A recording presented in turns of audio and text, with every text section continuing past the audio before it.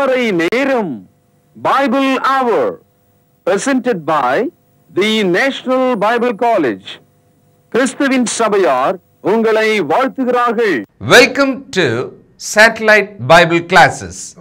அழகாய் நிற்கும் யார் இவர்கள், திரளாய் நிற்கும் யார் இவர்கள், சேனை தலைவராம் இயேசுவின் போர்த்தளத்தில் அழகாய் நிற்கும் யார் இவர்கள், அழகாய் நிற்கும் யார் இவர்கள்.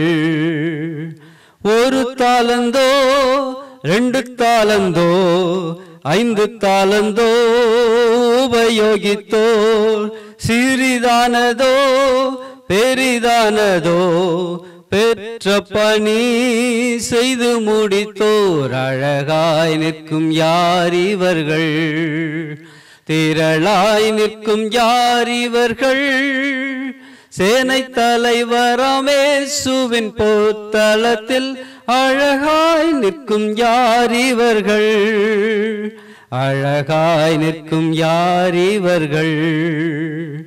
எல்லா ஜாதியார், எல்லா கோத்திரம், எல்லா மொழியும் பேசும் மக்களாம் சிலுவையின் கீழ் இயேசு ரத்தத்தால் சீர்போராட்டம் செய்து முடித்தோர் அழகாய் நிற்கும் யார் இவர்கள், திரளாய் நிற்கும் யார் இவர்கள், சேனை தலைவராம் இயேசுவின் போர்த்தளத்தில் அழகாய் நிற்கும் யார் இவர்கள், அழகாய் நிற்கும் யார் இவர்கள்.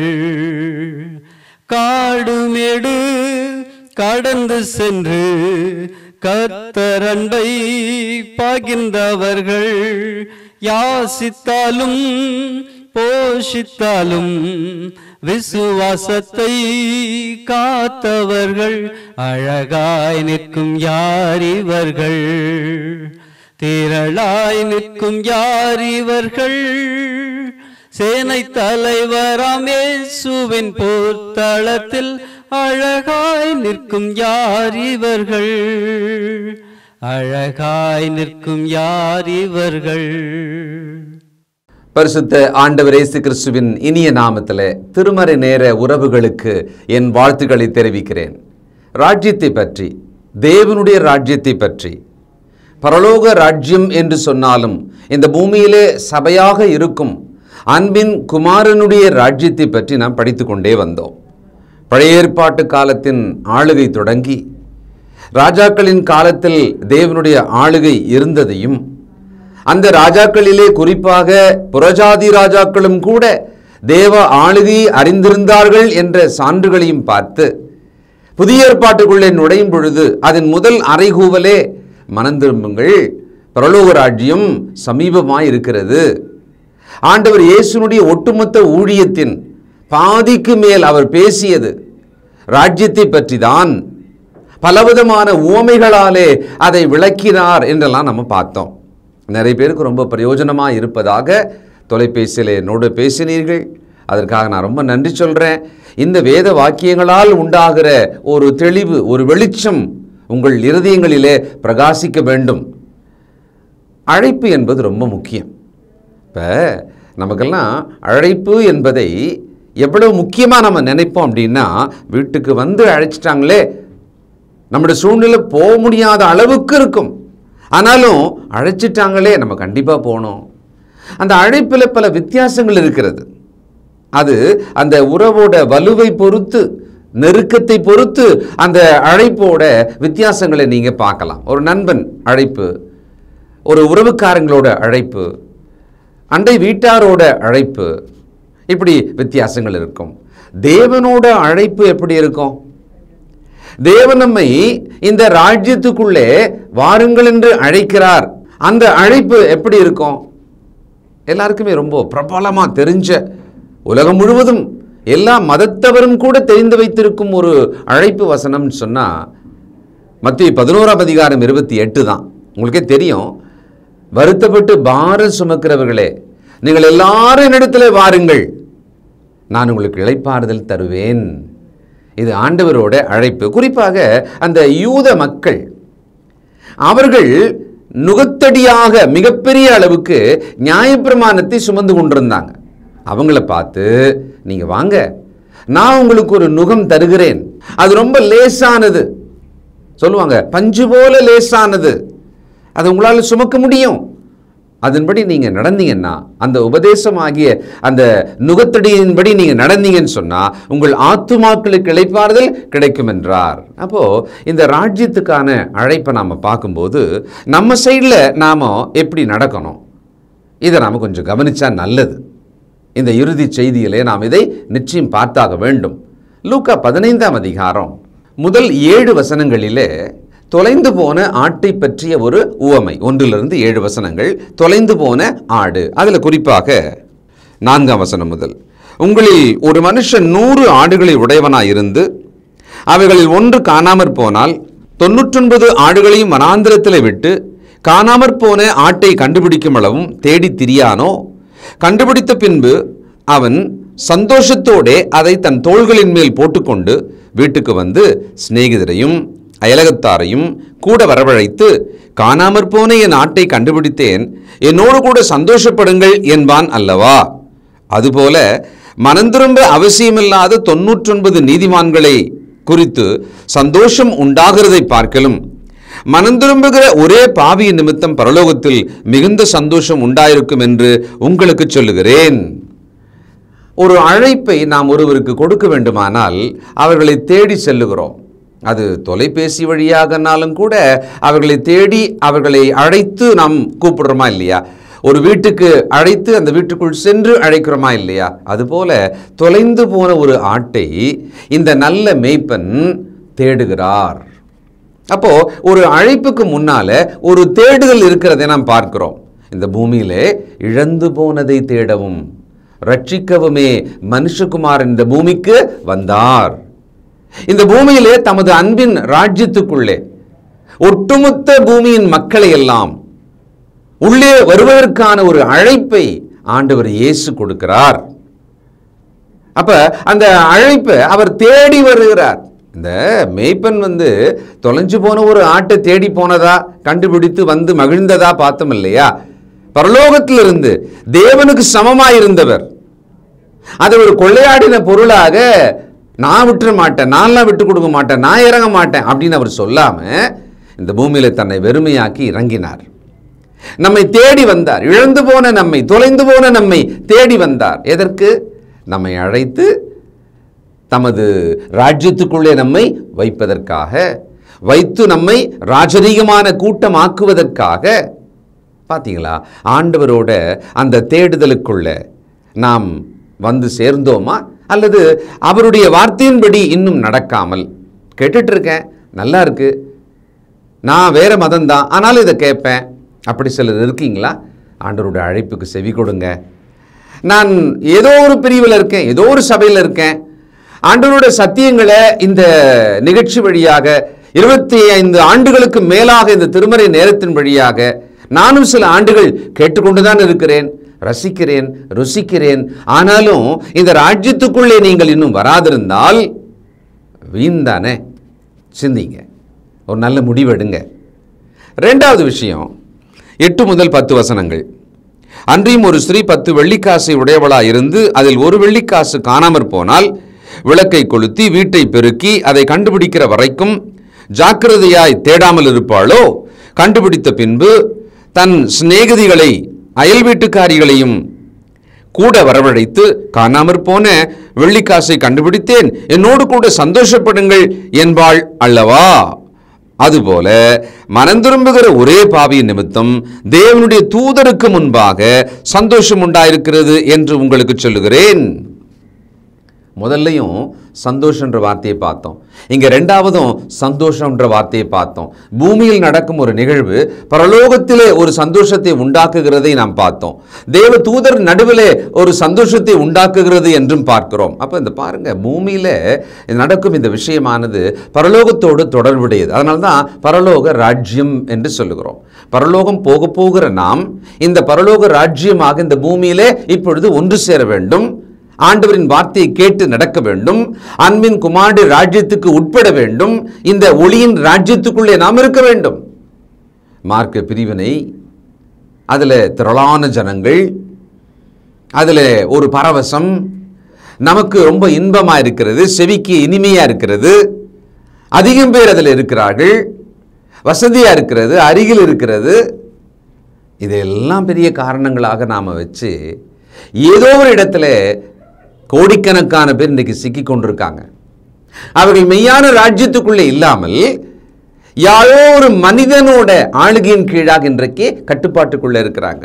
கால்வின் அவரை பின்பற்றுபவர்களாக, மார்ட்டின் லூத்தர் அவரை பின்பற்றுபவர்களாக, ரசல் அவரை பின்பற்றுபவர்களாக, இந்த மாதிரி சொல்லிக்கிட்டே போகலாம். தனி மனிதர்கள் எழும்பி தங்கள் மனதின் அபிப்பிராயங்களை கொள்கையாக்கி, அந்த கொள்கையை தேவ வசனம் என்று சொல்லி, தேவ வெளிப்பாடு என்று சொல்லி, பலவிதமான அமைப்புகளை சபை என்ற பெயரில், ஊழியம் என்ற பெயரில் இன்னைக்கு வளர்த்து வச்சிருக்காங்க. அதில் ஜனங்களை ஈர்ப்பதற்காக ஒவ்வொரு காலகட்டத்தில் அவர்கள் மாற்றங்களை வருவித்துக் கொண்டு அப்கிரேட் பண்ணிகிட்டே போகிறாங்க. ஏன்னா ஜனங்கள் எல்லாரையும் தங்கள் பக்கம் இழுக்கணும். ஆனால் ஆண்டவரோட அழைப்பு பாருங்க, ஒரு தனி மனிதனை நேரடியாக அவர் அழைக்கிறார். அந்த அழைப்பில் என்ன மாதிரியான விஷயங்கள் முக்கியம் பாருங்களேன். முதல்ல அவர் நம்மை தேடி வருகிறார். இப்போ இந்த இடத்துல பார்த்தோம், மீண்டும் இந்த அம்மா அந்த காசை தேடி தான் பார்க்குறாங்க. சரி, அடுத்தது மூன்றாவது உதாரணம் ரொம்ப பிரபலம், நம்ம எல்லாருக்குமே நல்ல மனப்பாடமாகவே தெரியும். அது இதே அதிகாரம் 11 to 32 வரைக்கும். இது நமக்கு தெரியுன்றதுனால நான் உங்களுக்கு சொல்கிறேன், கேளுங்க. 2 குமாரர், ஒரு தகப்பன். இளையவன் சொத்தின் பகுதியை பிரித்து கொண்டு தகப்பனை செத்ததை போல ஆக்கி, ஏன்னா யூத வம்சத்துக்குள்ளே, அவங்க குலத்துக்குள்ளே தகப்பன் மரித்த பிறகு அந்த சொத்து உரிமை, வாரிசுரிமை அவங்களுக்கு போய் சேரும். உயிரோடு இருக்கும்போதே ஒருத்தன் கேட்குறான் அப்படின்னா தகப்பனை செத்தவனை போல ஆக்கிட்டான் தான் அர்த்தம். அவன் எடுத்தான், போனான், துன்மார்க்கமாக செலவு செய்தான், எல்லாம் அழித்தான். கடைசியில் அவனுடைய நிலைமை அந்த 0 கிரவுண்டுன்னு இல்லையா, அந்த இடத்துக்கு போயிடுச்சு. பன்றி நிலைக்கு அந்த மனிதன் போய்விட்டான். அப்பொழுது அவன் தன்னிலை உணர்ந்து மனம் திரும்புகிறான். இந்த முதல் 2 உதாரணத்தில் தேடி போய் அதை கண்டுபிடித்து அதை கொண்டு வந்து அவர்கள் சந்தோஷப்பட்டார்கள் பார்த்தோம். பார்த்தீங்களா? இங்க மனிதராகிய நமக்கு ஒரு செய்தியை கடவுள் ரொம்ப முக்கியமா சொல்றாரு. ஏற்கனவே தேடி வந்து உங்களுக்காக ஜீவனை கொடுத்த ஆண்டவரோட அழைப்பு உங்களுக்காக இருக்கிறது. நீங்கள் மனம் திரும்பி வாங்க, நீங்க மனம் திரும்பி இப்ப வீட்டுக்கு வாங்க. அதுக்கு உதாரணம் தான் இந்த மகன் தன் நிலை உணர்ந்து அவன் அந்த தகப்பனோட வீட்டுக்கு போய் ஆகணும் அப்படின்ற ஒரு அவசரத்தை புரிந்து கொண்டு மனம் திரும்புறான். மனம் திரும்பி பரத்துக்கு விரோதமாகவும் அப்பா உமக்கு விரோதமாகவும் நான் பாவம் செய்து விட்டேன், என்னை மன்னியுங்கள், நான் தகுதியற்றவன். அந்த மனம் திரும்புதலுக்குள்ள பாருங்களேன், பாவத்தை உணருதல், தகுதியின்மையை உணருதல், தகப்பனிடம் போய் சேர வேண்டும் என்ற அந்த ஒரு தைரியத்தை பெற்றுக்கொண்டு அவன் வந்தான். இதெல்லாம் அதுக்குள்ள பார்க்கிறோம். நம்முடைய மனம் திரும்புதல் எப்படி இருக்கிறது? இந்த ராஜ்யத்துக்குள்ளே ஒரு வரணும்னு சொன்னா, புதிய ஏற்பாடு தொடங்கும் பொழுது யோவான்சானுடைய வாயில என்ன வந்தது? மனம் திரும்புங்கள். ஆண்டவர் முதல் நாள் என்ன பிரசங்கம் பண்ணார்? மனம் திரும்புங்கள். அப்போஸ்தலர்கள் அந்த சபையின் ஸ்தாபகத்தோட அந்த முதல் நாள் நாங்கள் என்ன செய்யணும்னு கேட்டப்ப பேதுரு என்ன பதில் சொன்னார்? மனம் திரும்பி பாவ மன்னிப்புக்கென்று. அப்ப இன்னைக்கு ராஜ்யத்துக்குள்ள ஒரு வர வேண்டுமானால் அவரோட மனம் திரும்புதல் என்பது ரொம்ப முக்கியம்.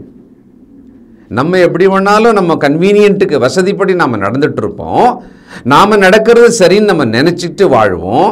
அதை ஒரு கிறிஸ்தவமாக இன்னைக்கு எல்லாருமே பின்பற்ற விரும்புகிறாங்க. இன்னைக்கு அறிவுஜீவிகளாக தங்களுடைய அபிப்பிராயங்களை எல்லாம் இந்த உலகத்தில் யாருக்குமே அது தெரியாதுன்ற மாதிரி அவங்க ரொம்ப அதை பெருமிதமாக நினச்சிக்கிட்டு அவர்கள் இந்த ராஜ்யத்துக்குள்ளே இல்லாமல் வெளியே இருந்துக்கிட்டு ஏதோ ஒரு திருப்தியில் நடந்து போயிட்டே இருக்காங்க, வாழ்ந்துக்கிட்டே இருக்காங்க. சாத்தானுக்கு ரொம்ப சந்தோஷம். ஏன்னா அன்பின் குமாரனுடைய ராஜ்யத்துக்குள்ள அவன் வரல, பார்த்தீங்களா? அது போதும் அவனுக்கு. அவன் வேதத்தில் எவ்வளோ பெரிய அறிவாளி இருந்தாலும் அவனுக்கு பிரச்சனையே கிடையாது. இன்றைக்கி நாம் எப்படிப்பட்டவர்களாக இருக்கிறோம்? எளிமையாக குழந்தை போல கிறிஸ்துவின் உபதேசத்தை ஏற்றுக்கொண்டு அந்த அன்பின் குமாரனோட ராஜ்யத்துக்குள்ளே வந்து அந்த கிறிஸ்துவின் சரீரமான சபைக்குள் இருக்கிறோமா? அல்லது மனிதனோட ஆளுகையின் கீழ் இருக்கிற அவர்களுடைய ராஜ்யங்களுக்குள்ளே நாம் இருக்கிறோமா? ஒரு கத்தோலிக்கம் ஒரு ராஜ்யம் போல் இருக்கிறது, உலகம் முழுவதும் பரவி இருக்கிறது. அதுபோல் தான் நீங்கள் ஒவ்வொன்றையும் பார்க்கலாம். எல்லாமே மற்ற மதங்களில் கூட ஒரு தனி மனிதன் எழும்பி அவன் ஒரு ஆளுகையை அமைத்து கொண்டு கோட்டை கட்டி அவன் ஒரு எல்லையை வைத்து அல்லது உலகெங்கும் பரவி கூட தான் ஒரு ராஜாவை போல செயல்பட நினைக்கிறான். நம்ம தமிழ்நாட்டிலேருந்து ஒருத்தர் தனியாக ஒரு தீவுக்கே போய் அதில் ஒரு ராஜாவாக, அவரே மதகுருவாக, அவரே தன்னை கடவுளாக, எல்லாரும் தன் சீடர்களாக, தான் அவர்களை எல்லாம் அப்படியே மோட்சம் கொண்டு போவதாக, அப்படி இல்லை அவர் பண்ணிட்டு இருக்கிறாரு. நித்திய ஆனந்தம் அவருக்கு இருப்பதாக அவர் நினைச்சுக்கிறாரு, மற்றவங்களுக்கு அதை கொடுப்பதாக வேற சொல்றாரு. புரியும் நான் நினைக்கிறேன். இன்றைக்கு கிறிஸ்தவத்துக்குள்ள கூட மெய்யான ஆண்டவரின் ராஜ்யத்தை அறியாமலும், அதை உணராமலும், அதை பேசாமலும், அதை பகுத்து தேடாமலும், கவனிக்காமலும் இருக்கிற பெரும்பான்மையான கிறிஸ்தவர்களை நாம் பார்க்கிறோம். முதல்ல நாம் இதெல்லாம் காதில் கேட்கறதுனால நம்ம முதல்ல சரி பண்ணிக்குவோம். ஏன் நான் இந்த ராஜ்யத்தை கவனித்து அதற்குள் இருக்க வேண்டும்? அந்த ராஜ்யத்தின் சுவிசேஷத்தை கேட்டு அதற்குள் மட்டும் நான் ஏன் இருக்கணும்? அதுக்கு என்ன ஒரு முக்கியமான காரணம்? நான் பாவத்தில் இருக்கிறேன், நான் பாவ மன்னிப்பை பெறணும் ஒன்று. வேற என்ன ஒரு பெரிய முக்கியமான காரணம் இருக்க முடியும்? அப்படி ஒரு கேள்வி கேட்டிங்கன்னா சில வசனங்களை நாம் கவனித்தாகணும். மத்திய 13ஆம் அதிகாரம் 24 முதல். வேறொரு ஊமையை அவர்களுக்கு சொன்னார். பரலோக ராஜ்யம் தன் நிலத்தில் நல்ல விதையை விதைத்த மனுஷனுக்கு ஒப்பாயிருக்கிறது. மனுஷர் நித்திரை பண்ணுகையில் அவனுடைய சத்துரு வந்து கோதுமைக்குள் களைகளை விதைத்து விட்டு போனான். இது என்ன மாதிரியான உவமை தெரியும்? ஞாபகம் இருக்குங்களா? ஒரு நியாய தீர்ப்பை நினைவுபடுத்துகிற ஒரு உவமை. களைகளை எடுத்துட்டோமா அப்படின்னு வேலைக்கால் கேட்குறாங்க. இல்லை, அப்படியே இருக்கட்டும், மொத்தமாக எல்லாம் வளரட்டும், கடைசியாக அறுவடை நாளிலே நம்ம என்ன பண்ணலாம்? அந்த களைகளை பிரித்து எடுக்கலாம், நல்ல பயிர்களையும் நாம் எடுத்துக்கொள்ளலாம். இது நியாய தீர்ப்பை காண்பிக்கிறது. என்ன இதிலிருந்து நாம் தெரிஞ்சுக்கணும்னா, ஆண்டவர் தம் ராஜ்யத்தை பற்றி சொல்லும்போது நியாய தீர்ப்பை சொல்லி இந்த ராஜ்யத்தை கவனிங்க, இந்த ராஜ்யத்துக்குள்ள இருக்கிற அந்த முக்கியமான ஒரு விஷயத்தை கவனிங்க என்றார். நோவாவின் காலத்தில் ஒரு நியாய தீர்ப்பு நடந்தது. அதை ஆண்டவர் ஞாபகப்படுத்துகிறார். நோவாவின் காலத்தில் நடந்தது ஞாபகம் இருக்கா? சோதோம் குமாராவின் அழிவு ஒரு நியாய தீர்ப்பு ஞாபகம் இருக்கா? அந்த மாதிரி நியாய தீர்ப்பை ஞாபகப்படுத்தி அந்த பயபக்தியோடு கூட நீங்கள் ராஜ்யத்துக்குள்ள வாங்க, உங்களை ரட்சித்துக் கொள்ளுங்கள், உங்களை காப்பாற்றிக்கங்க அப்படின்னு தேவன் அழைக்கிறார். அப்போ நாம் அதை கூட கவனிக்கணுமா இல்லைங்களா? 39ஆம் வசனம். அவைகளை விதைக்கிற சத்துரு பிசாசு, அறுப்பு உலகத்தின் முடிவு, அறுக்கிறவர்கள் தேவ தூதர்கள். முதல்ல நாம் படித்த ஊமைக்கான விளக்கத்தை இங்கே கொடுக்கிறார். அப்போ அந்த நியாய தீர்ப்பு வரப்போகிறது, அதனாலே நீங்கள் உங்களை ரட்சித்துக் கொள்ளுங்கள், ராஜ்யத்துக்குள்ள வாங்க, அன்பின் குமாரனுடைய ராஜ்யத்துக்குள்ள நீங்க இருந்தாகணும்ன்றார். 41. மனுஷகுமாரன் தம்முடைய தூதர்களை அனுப்புவார், அவர்கள் அவருடைய ராஜ்யத்தில் இருக்கிற சகல இடர்களையும் அக்கிரமம் செய்கிறவர்களையும் சேர்த்து அவர்களை அக்னிச்சூளையிலே போடுவார்கள், அங்கே அழுகையும் பற்கடிப்பும் உண்டாயிருக்கும். அப்பொழுது நீதிமான்கள் தங்கள் பிதாவின் ராஜ்யத்திலே சூரியனைப் போல பிரகாசிப்பார்கள். கேட்கிறதற்கு காதுள்ளவன் கேட்க கடவன். ராஜ்யத்துக்குள்ளே வந்துவிட்டோம் என்பதனாலே எல்லாரும் நிச்சயமாக பரலோகம் போயிடுவோம் அப்படின்னா போவோம். ஆனால் அந்த ராஜ்யத்துக்குள்ளே இருக்கிறவர்கள் அதற்கு தகுதியற்றவர்களாக, சட்டத்தை மீறினவர்களாக வாழ்ந்தால் அவர்களுக்கும் நியாய தீர்ப்பு என்பதை ஞாபகப்படுத்துகிறார். 47 முதல் 50வது வசனம் வரை மத்திய 13. அன்றியும் பரலோக ராஜ்யம் கடலிலே போடப்பட்ட சகலவிதமான மீன்களையும் சேர்த்து வாரிக்கொள்ளும் வலைக்கு ஒப்பாயிருக்கிறது. எல்லாத்தையும் வாரிக்கிட்டு வந்துடும் வலை, அப்புறமா கரையில் வச்சு பிரிப்பாங்க. அதுபோல நியாய தீர்ப்பிலே துன்மார்க்கரையும் நீதிமான்களையும் பிரித்தல் ஒன்று நடக்கும். அப்ப நீங்க எப்படி நடக்கணும்? இப்பொழுது கவனமா இருங்க. 49. இப்படியே உலகத்தின் முடிவிலே நடக்கும். தேவதூதர்கள் புறப்பட்டு நீதிமான்களின் நடுவிலிருந்து பொல்லாதவர்களை பிரித்து அவர்களை அக்னிச்சூளையிலே போடுவார்கள், அங்கே அழுகையும் பற்கடிப்பும் உண்டாயிருக்கும் என்றார். அப்போ பாருங்க, ராஜ்யத்தின் உவமையை சொல்லி கொண்டிருக்கும் பொழுது அந்த ராஜ்யத்தோட பூமியின் முடிவிலே நடக்கும் நியாய தீர்ப்பையும் சொல்லி கொண்டிருக்கிறார். அங்கிருந்து நீதிமான்கள் நித்திய பரலோக ராஜ்யத்துக்குள்ளே பிரவேசிப்பதை பற்றியும் ஆண்டவர் ரொம்ப தெளிவாக சொல்லியிருக்கிறார். அதனால் நாம் ஒரு ஜாக்கிரதை அடையணும்னா நியாய தீர்ப்பை நினைச்சாகணும். அடடா நமக்கு ஒரு நியாயத்தீர்ப்பு இருக்கிறதே. இப்போ பெரியவங்க கூட ஒரு நாள் கடவுள் முன்னால் கணக்கு கொடுக்கணும், ரொம்ப ஆடாத அப்படின்னு சொல்லுவாங்க, திட்டுவாங்க. ரொம்ப ஆட்டம் போடுற ஒரு ஆளை பார்த்து, அட்டகாசம் பண்ணிக்கிட்டு எந்த விதத்துலையும் அடங்காத ஒரு ஆளை பார்த்தா நியாயத்தீர்ப்பை சொல்லி அவனுக்கு ஒரு எச்சரிக்கை கொடுப்பாங்க. மத்திய 25:14 முதல். அன்றியும் பரலோக ராஜ்யம் புரதேசத்துக்கு பிரயாணமாய் போகிற ஒரு மனுஷன் தன் ஊழியக்காரரை அழைத்து தன் ஆஸ்திகளை அவர்கள் வசமாய் ஒப்பு கொடுத்தது போல இருக்கிறது. அப்படி ஒப்பு கொடுத்த பொழுது என்ன பண்ணாரா, 3 பேரை கூப்பிட்டு தாலந்துகளை கொடுக்கிறாராம். 1, 2, 5 அப்படி கொடுக்குறாராம். அவங்க அதை என்ன பண்ணாங்க, 1 புதைச்சி வச்சான், 2 4 ஆக்கினான், 5 10 ஆக்கினான். அப்போது அந்த ராஜா திரும்ப வருகிறார். வந்த பிறகு எல்லாரையும் கூப்பிடுறாரு, கணக்கு கேட்கிறாரு. அப்பொழுது அந்த 1 புதைத்து வைத்த பிரயோஜனமற்றவனை அழுகையும் பற்கடிப்பும் நிறைந்த ஆக்கினைக்கு உட்படுத்தினார். அப்போ ராஜ்யத்துக்குள்ளே வாழ்ந்து கொண்டிருக்கிற நாம் அந்த சட்டதிட்டங்களை எல்லாம் கவனித்து ராஜாதி ராஜாவாகி இயேசுவின் வார்த்தையின்படி நடக்க வேண்டிய கட்டாயம் நமக்கு இருக்கிறது. நம்ம தான் சபைக்குள்ளே வந்துட்டோமே, நம்ம கிறிஸ்துவின் ராஜ்யத்துக்குள்ளே வந்துட்டோம் இல்லையா, நாம் எப்படி வேணாலும் இருக்கலாம். Once saved is always saved அப்படின்னு ஒரு கால்வினிசம், ஒரு கொள்கை சொல்லுகிறது. அது உண்மை அல்ல. அதை நம்பி உலகத்தில் கோடிக்கணக்கான பேர் செத்தும் போயிட்டாங்க, இன்னும் வாழ்ந்துட்டும் இருக்காங்க. ஒரு முறை ரட்சிப்பை பெற்றுக்கொண்டால் ஞானஸ்தானத்தில் அந்த ரட்சிப்பு கேன்சலே ஆகாது அப்படின்றாங்க. ஆனால் வசனம் பலமுறை எச்சரிக்கிறது, உங்கள் ரட்சிப்பை இழந்து போகாதபடிக்கு ஜாக்கிரதையா இருங்க. முடிவு பரியந்த நிலை நிற்பவனே ரட்சிக்கப்படுவான். நியாயம் தானே? கொஞ்சம் நம்மளே யோசிச்சு பார்த்தா நமக்கு புரிய வேண்டாமா? அது எப்படி ஒரு சித்தாந்தமாக்கி அதை எத்தனை லட்சம் பேரை நம்ப வச்சாங்கன்னு எனக்கே புரியலை. பிரியமானவர்களே, நாம் அன்பின் குமாரனுடைய ராஜ்யத்தின் தேடலை பாருங்க. இயேசு தேடி வந்தார். நம்முடைய அழைப்பை கவனிங்க.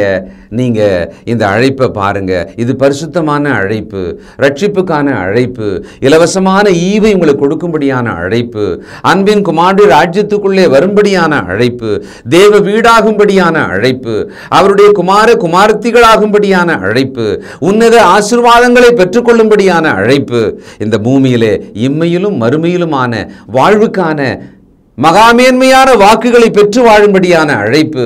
இந்த அழைப்பை, இந்த தெரிந்து கொள்ளுதலை நாம் புரிந்து கொண்டு சரியான சத்தியத்துக்குள் வர வேண்டியது அவசியமாக இருக்கிறது. 31 அதிகாரம் 25 மத்தேயு. அன்றி மனுஷகுமாரன் தமது மகிமை பொருந்தினவராய் சகல பரிசுத்த தூதரோடும் கூட வரும்போது தமது மகிமையுள்ள சிங்காசனத்தின் மேல் வீற்றிருப்பார். அப்பொழுது சகல ஜனங்களும் அவருக்கு முன்பாக சேர்க்கப்படுவார்கள். மெய்ப்பனானவன் செம்மறியாடுகளையும் வெள்ளாடுகளையும் வெவ்வேறாக பிரிக்கிறது போல அவர்களை அவர் பிரித்து செம்மறியாடுகளை தமது வலது பக்கத்திலும் வெள்ளாடுகளை தமது இடது பக்கத்திலும் நிறுத்துவார். அப்பொழுது ராஜா தமது வலது பக்கத்தில் நிற்பவர்களை பார்த்து, வாருங்கள், என் பிதாவினால் ஆசீர்வதிக்கப்பட்டவர்களே, உலகம் உண்டானது முதல் உங்களுக்காக ஆயத்தம் பண்ணப்பட்டிருக்கிற ராஜ்யத்தை சுதந்திரித்துக் கொள்ளுங்கள். எவ்வளோ அழகாக இருக்குல்ல? ராஜா ராஜ்யத்தை சுதந்திரித்துக் கொள்ளுங்கள் என்று நியாய தீர்ப்பிலே ஆண்டவர் உட்கார்ந்து பேசுவார். அவர் சிங்காசனத்திலே உட்கார்ந்து பேசுவார். உலகம் உண்டானது முதற்கொண்டு ஆயத்தமாக்கப்பட்ட திட்டம் இது. இதை மறைத்து, இதை பற்றி பேசாமலேயே இந்த கிறிஸ்தவத்தின் பெரும்பான்மையான அமைப்புகள், சபைகள் இருக்கிறத நம்ம பார்க்குறோம். இதுதான் சாத்தானோட பெரிய தந்திரம். பைபிள் கையில் இருக்கும், இம்மானுவேல் கூட என்ன மாதிரி பேரே இருக்கும். ஆனால் எனக்கு இந்த ராஜ்யத்தின் சத்தியம் தெரியாமலே இருந்தா பிரயோஜனம் இல்லையே. அப்போ பாருங்க, நியாய தீர்ப்பு என்பதில் ரொம்ப தெளிவாக ராஜா என்று இருக்கிறது. ராஜ்யம் இருந்தால் தானே அவர் ராஜா. அடுத்தது, அந்த ராஜ்யத்தை நீங்கள் சுதந்திரித்துக் கொள்ளுங்கள். இன்னொரு காட்சியை நம்ம கண்டிப்பாக பார்த்து தான் ஆகணும். 1 கொரிந்தியர் 15 அதிகாரம் 23 முதல். அவனவன் தன் வரிசையிலே உயிர்ப்பிக்கப்படுவான். முதற்பலனானவர் கிறிஸ்து, பின்பு அவர் வருகையில் அவருடையவர்கள் உயிர்ப்பிக்கப்படுவார்கள். அதன் பின்பு முடிவு உண்டாகும். அப்பொழுது அவர் சகல துரைத்தனத்தையும் சகல அதிகாரத்தையும் வல்லமையையும் பரிகரித்து தேவனும் பிதாவுமாய் இருக்கிறவருக்கு ராஜ்யத்தை ஒப்புக் கொடுப்பார். முடிவு உண்டாகும், உலகத்தின் முடிவு உண்டாகும்.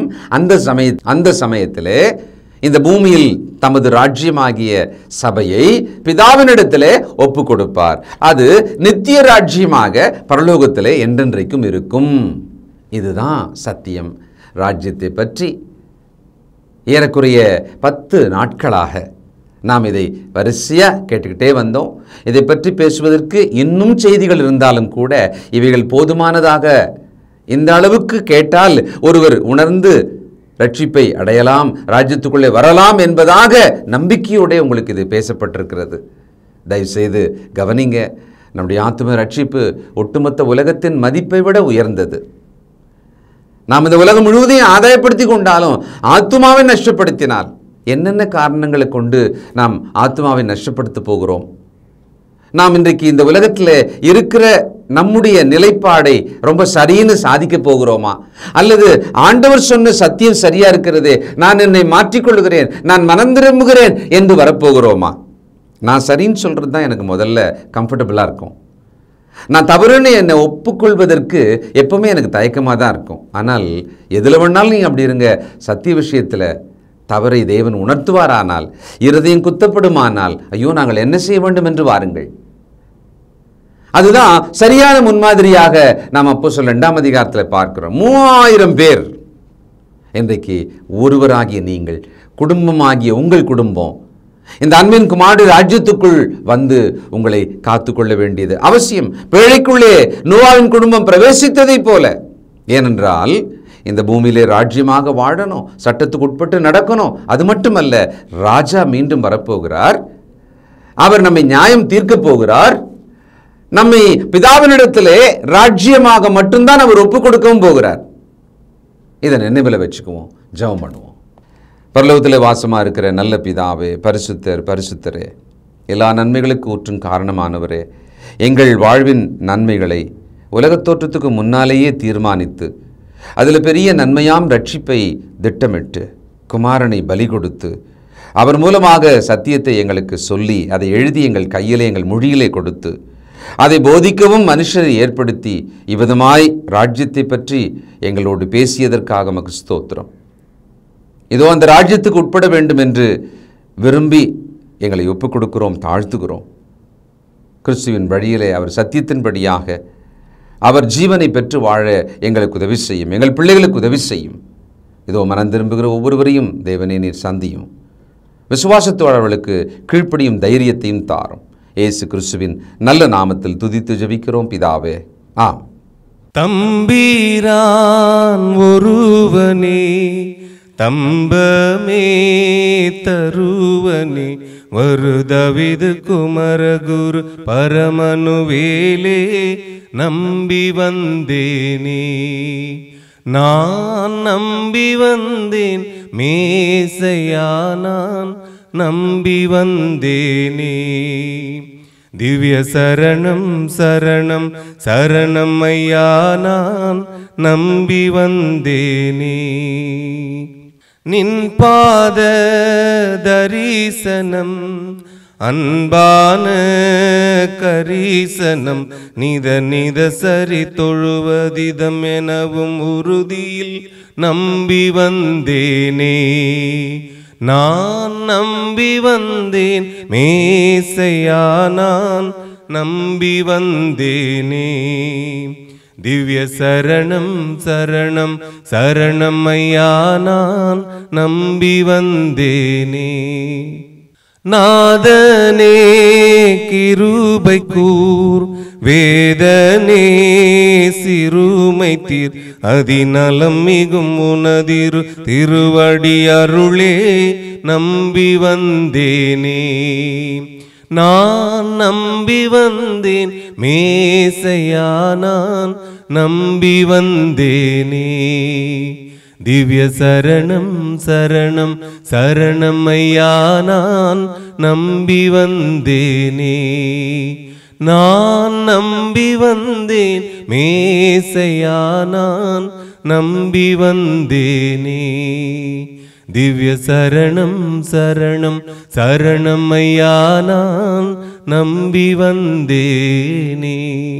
தொடர்பு கொள்ள வேண்டிய முகவரி: திருமறை நேரம், 58 சர்ச் தெரு, குமரன் நகர், சென்னை 6,82,000. செல்போன் 9385500882. கர்த்தாவே, தேவர்களில் உமக்குப்பானவர் யார்? வானத்திலும் பூமியிலும் உமக்கு பானவர் யார்?